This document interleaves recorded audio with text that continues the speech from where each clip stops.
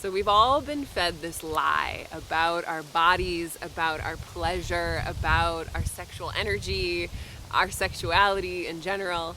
And this is that myth of the eternal maiden, that we're supposed to be, constantly productive, creative, extroverted, juicy, wet, ready to go, all this stuff. And this is very, I'm speaking mostly to women here. This can apply to men and non-binary folks as well.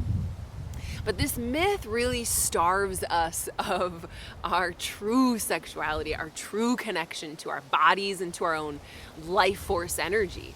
And so, at the very least, this can be uncomfortable and leave us sort of dissatisfied, right? So it can leave us longing for some past that wasn't actually that great. We all have this idea that sex, should be, lightning bolts and fireworks all the time. We should be drippy and juicy and connected, and that's actually just not reality, right? And so when we allow ourselves to stay kind of stunted in this sort of maiden phase, and it doesn't mean we can't visit the maiden phase, obviously, different times in our lives, in the moon cycle, in the seasons of the year, but when we don't allow ourselves to have the full cycle, like the death, the rebirth, and the renewal, we get stuck in this sort of immature maiden sexuality, which is very one-dimensional, very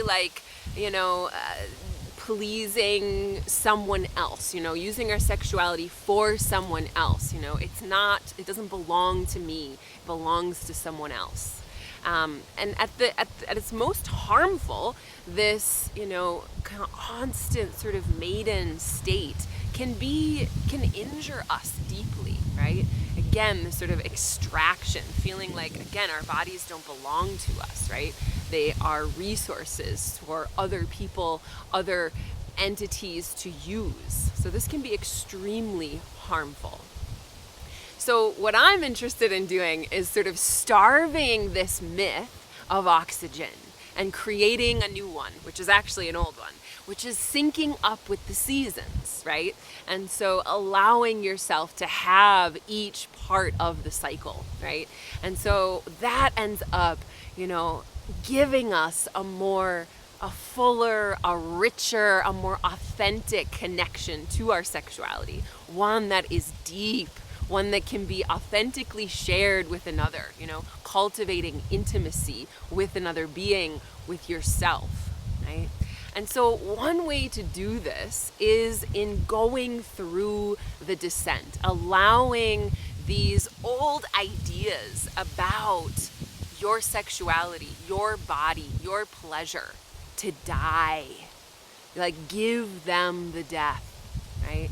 So just take a moment, just take a few breaths and let yourself feel, as I'm talking about this, what do you notice in your body?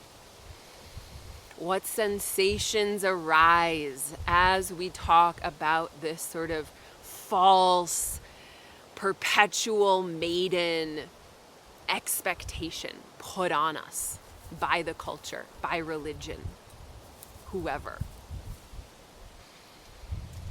I'm just noticing where that is in the body and just saying hello. That's it. Nothing more. And then noticing where in your body, I'm going to speak about this this journey into tomb womb. Noticing what arises in your body as I speak about this. So in my upcoming course, Tomb Womb, this is a journey with the winter solstice of just that, right? This spiritual, sexual journey into the underworld, Inanna's descent into the underworld, right? This ancient myth, pre-patriarchal myth, before all of these isms got their hands on our goddesses, our myths. This is a story of going deep into the underworld, 7 layers of shedding the garments, entering the underworld naked, shining, soul bared to the queen of the underworld. Right? So all of that debris, right, that's gotten so interwoven, maybe we don't even know how to separate it anymore, right? Shedding all of these layers until we come to this sacred, rhythmic, pulsing center, our sexual core, our life force vitality, the kundalini of the earth, right? This creative force that made you. So returning to that core. And then walking out that spiral, walking out, leaving the underworld with that shining gem, that heartbeat, rhythmic pulse of your sex, true, authentic. I mean, that's hotter than any kind of false maidenhood, right? So what do you feel in your body when you attune to this possibility, this potential, this, somewhere in your genetic memory, your cells, the atoms of your body, somewhere you know this rhythm. So in Tomb Womb, this is what we're journeying into. So we enter the tomb. It's kind of a creepy title. People are a little put off by it sometimes. That was intentional. So we enter the tomb, we give ourselves, we sacrifice the old, the dying at the altar of the queen of the underworld.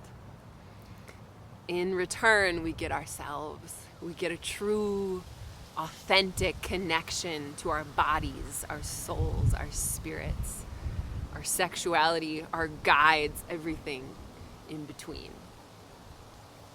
So I hope you join me. We're starting soon. You can learn more at my website, NicoleNardoni.com. And even if you don't join us, I hope you start to unravel these patterns, shed these old beliefs, and starve this false myth of oxygen, and create a new one that gives you life.